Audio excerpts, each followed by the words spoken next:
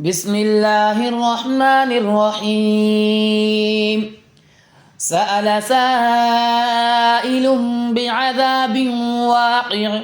للكافرين ليس له دافع من الله ذي المعارج تعرج الملائكة والروح إليه في يوم كان مقداره 50,000 سنة فاصبر صبرا جميلا إنهم يرونه بعيدا ونراه قريبا يوم تكون السماء كالمهل وتكون الجبال كالعهن ولا يسأل حميم حميما يبصرونهم يود المجرم لو يفتدي من عذاب يومئذ ببنيه وصاحبته وأخيه وفصيلته التي تؤويه ومن في الأرض جميعا ثم ينجيه كلا إنها لظى نزاعة للشوى تدعو من أدبر وتولى وجمع فأوعى إن الإنسان خلق هلوعا إذا مسه الشر جزوعا وإذا مسه الخير منوعا إلا المصلين الذين هم على صلاتهم دائمون والذين في أموالهم حق معلوم للسائل والمحروم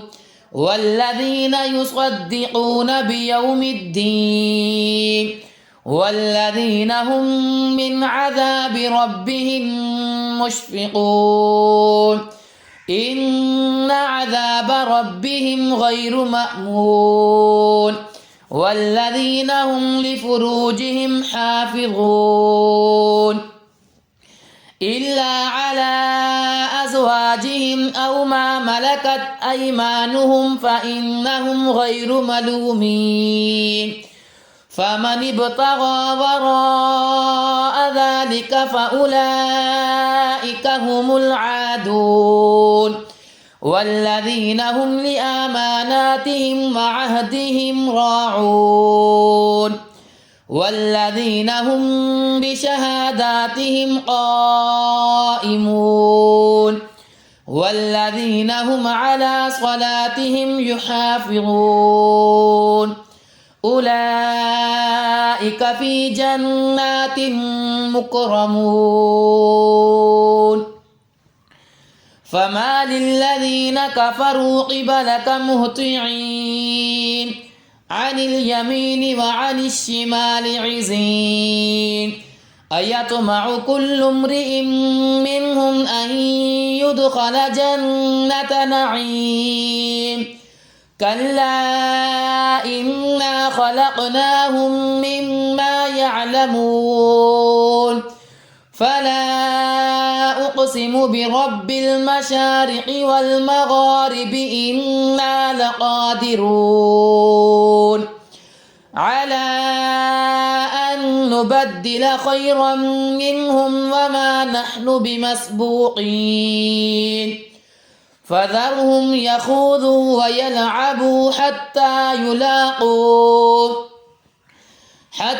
يلاقوا يومهم الذي يوعدون يوم يخرجون من الأجداث سراعا كأنهم إلى نصب يوفضون خاشعة أبصارهم ترهقهم ذلة ذلك اليوم الذي كانوا يوعدون